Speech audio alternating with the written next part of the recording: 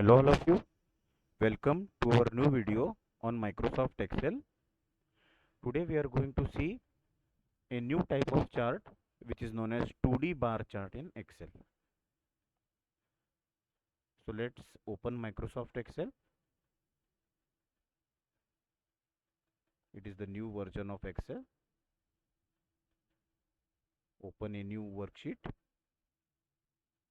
I will zoom it for you. Let's have a set of data.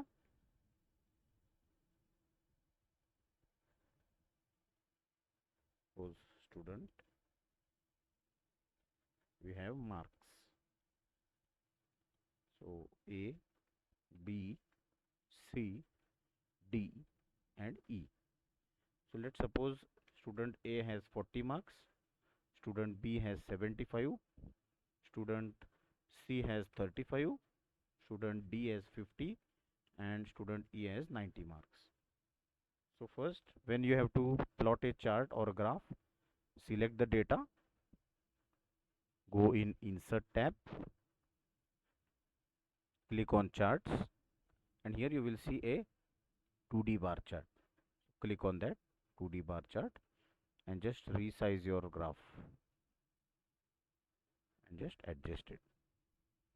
Click on this and add data labels so that you can visualize your data. So a column chart was used to visualize the data vertically. This 2D bar chart will visualize your data horizontally. Suppose if you have to click or add data E, F, G like this. So for F you have to give again 50 marks and for G you have to give 60.